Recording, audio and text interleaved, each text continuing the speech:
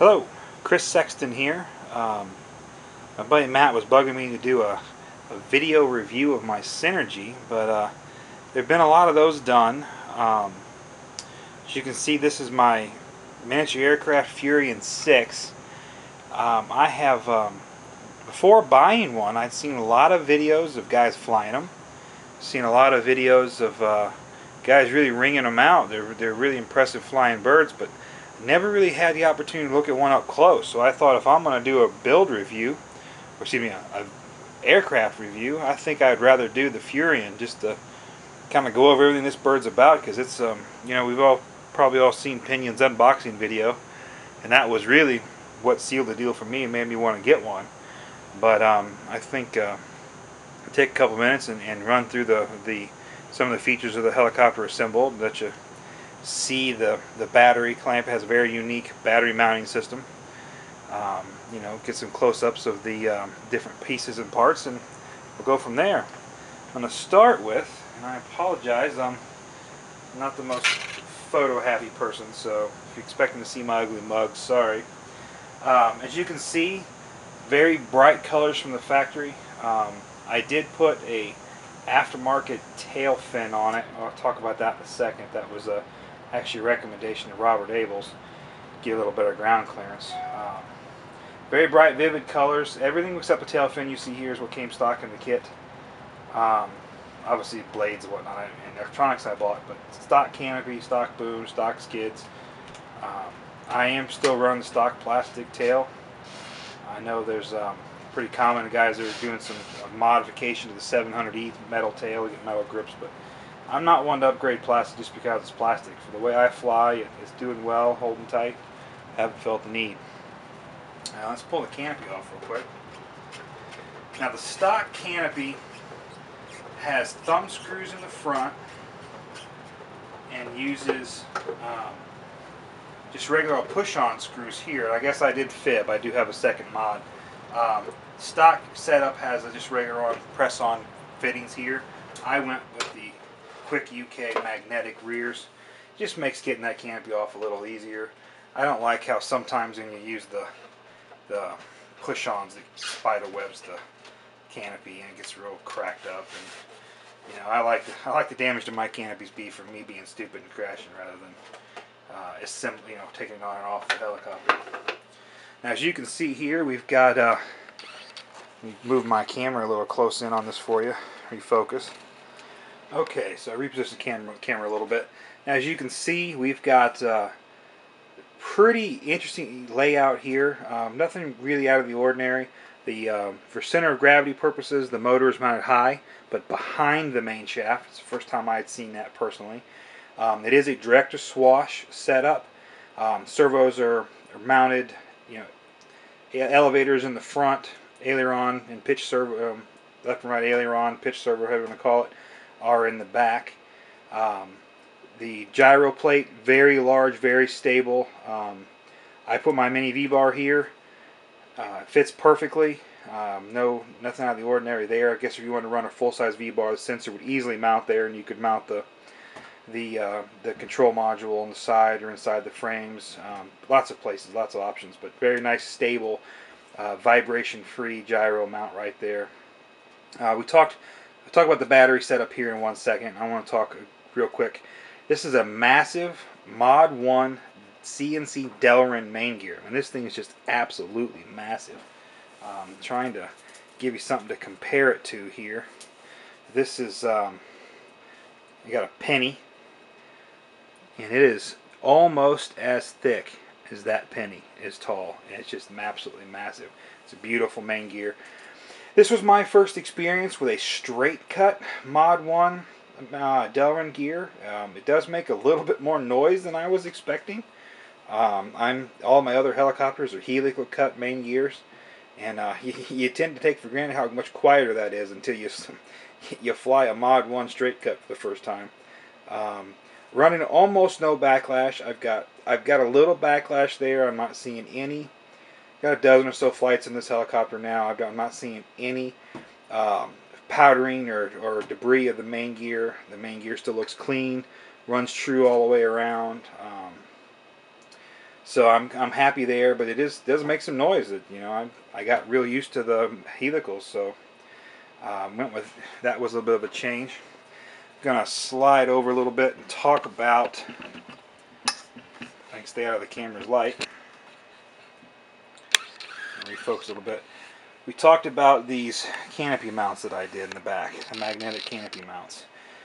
These right here are the Quick UK 600 ESP mounts.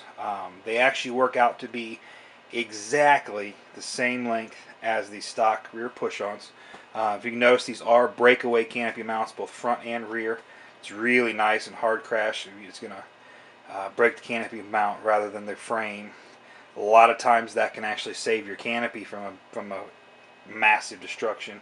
If a canopy mount breaks away and doesn't continue to add torque to the canopy, I mean, you're going to trash the canopy, I guess, but if you're not a terribly vain person, you can fly if it's scratched up, as long as it'll stay on. These servos, again, direct to swash. Here's a nice little touch, and I don't mean to keep jumping around on you. The frame is solid. There's not a lot of perforations, not a lot of slots. Plenty of places to help you strap things down, but they put these big rubber grommets. There's one on this side, there's actually two on the other. I'll turn the bird around in a second. These holes are really nice. You can really get in there and pass wires through, but they came with this rubber protective grommet from the factory. I didn't have to sand the frame, put some fuel tubing in. It came with that, so passing wires through is no problem.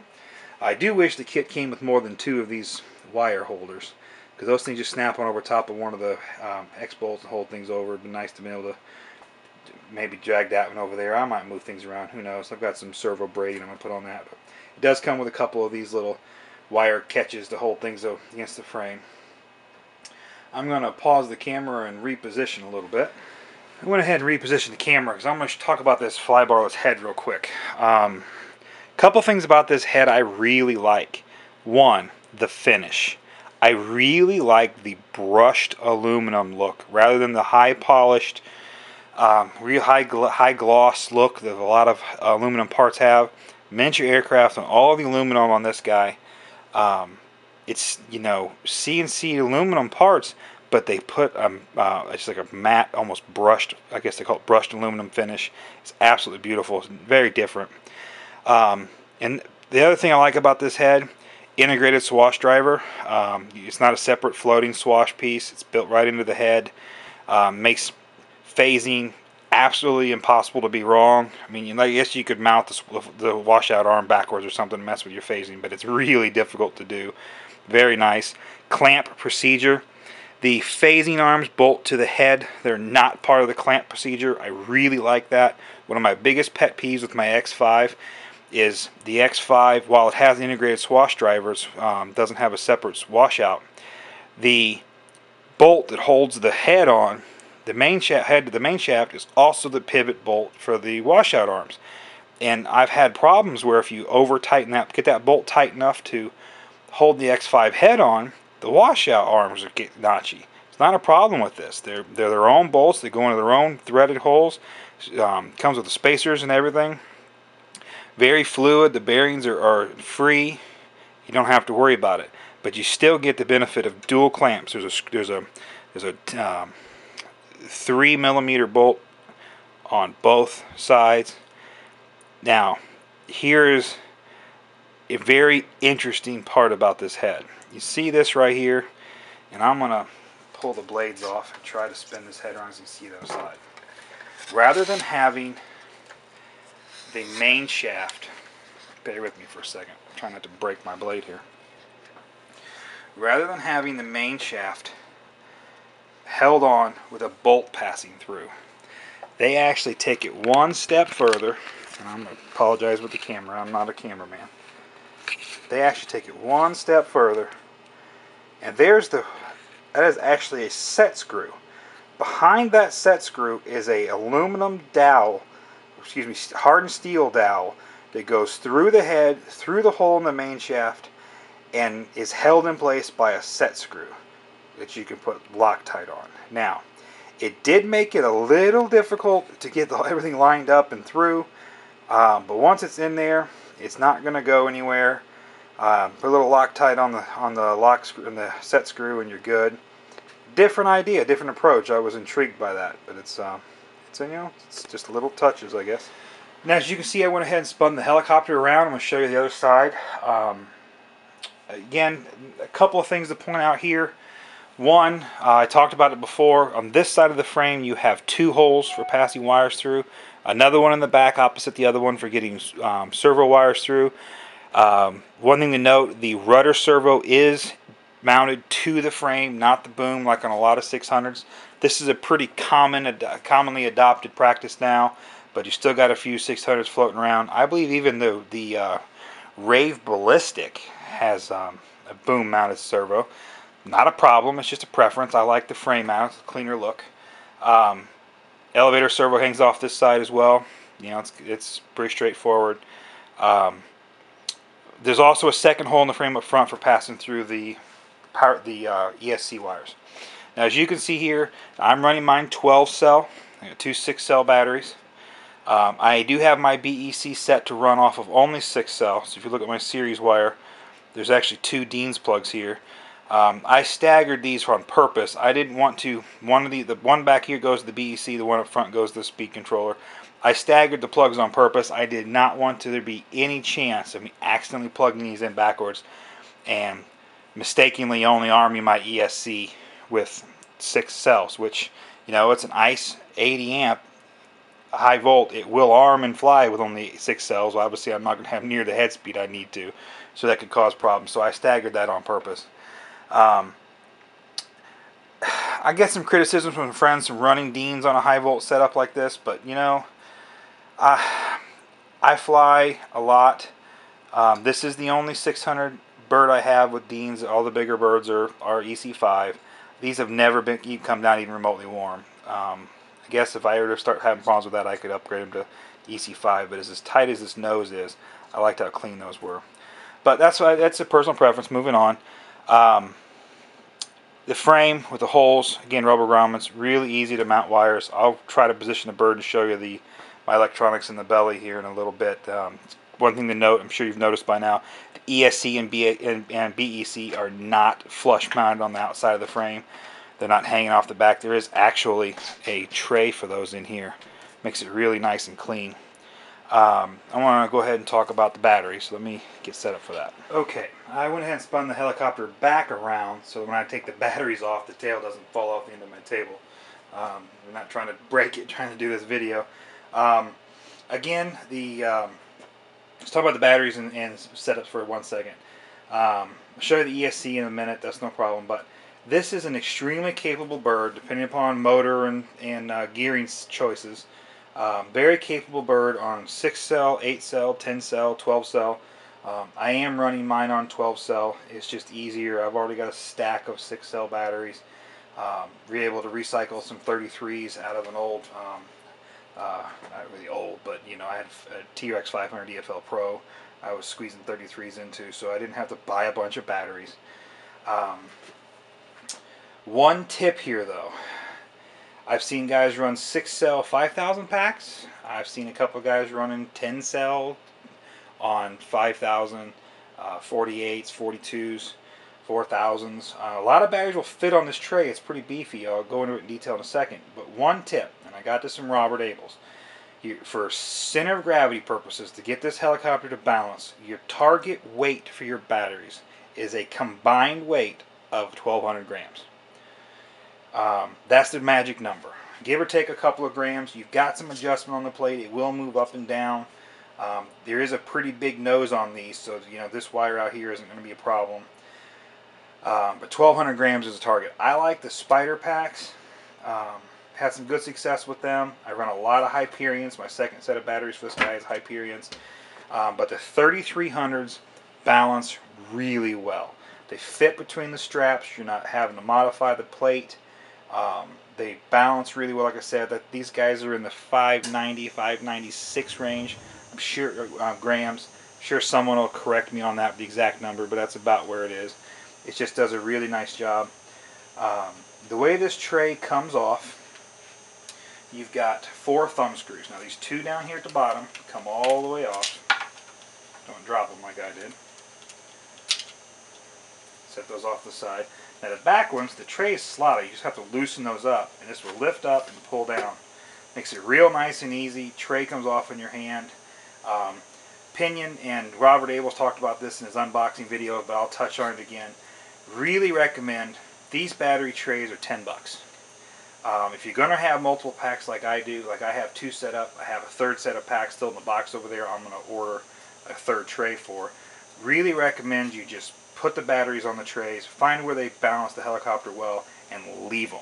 They're always mated. If you're going to do parallel charging like I do, you don't have to worry about, well, shoot, if you've got 2 different sets of Hyperion packs, that this one comes from this one comes from that one. Of course you can label your batteries, as I did, but it makes it really easy. You just leave them on the trays. They pop right back on. You line it up, you tighten the thumb screws, and away you go. You charge the batteries and battery packs on. I've seen a lot of 600 EFL Pro that has adopted a larger tray style. That works too. This is unique. The lower battery is actually inside the frame. The top battery is outside the frame. It's lots of space for adjustment on a CG. It's just a unique way to mount the batteries. I thought was kind of neat.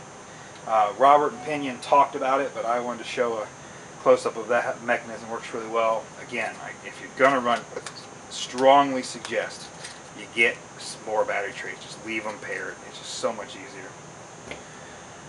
Moving on, I'm going to try to find I'll probably spin the helicopter back around, look at the tail mechanism, and then we'll try to find a comfortable way to lay it down so I can show you electronics underneath the belly. Okay, I went ahead and repositioned, spun the camera around. Well, obviously we're looking at the tail of my Furion 6 now. Now this is a belt drive helicopter. It's a 600 class, capable. I'm running Maverick 620s blades on it. I believe it are 640 millimeter blades. Don't quote me on that. It's a belt. It's nice and easy. Pretty simple. Pull it tight. Make sure your tension's right. Nothing, no reinventing the wheel there. I'm not the greatest at belts. In fact, the belt is the one thing about my Synergy E7 I'm not in love with. But they're working on that. But on this 600, the belt's fine. No real problems. I checked it after the first couple of flights. It doesn't seem to be stretching. Working good. One thing to note, I don't know if you noticed or not, but Miniature Aircraft puts the rotor disc on the left side of the tail rotor on the left side of the boom rather than the right side. I'm sure they have a reason for it. I know on full-scale birds you see them go either way. It still rotates up into the wash, so make sure you're careful when you put your tail box on that the belt's actually rotated the opposite direction. This tail rotor was on this side, it'd be rotating the wrong direction with the belt set up that way. Pretty simple. Again, they didn't reinvent the wheel here. Pretty simple push-pull, leading edge pitch control, carbon fiber tail box. Got idler pulley with good quality bearings. Again, this is a custom heli parts tail fin.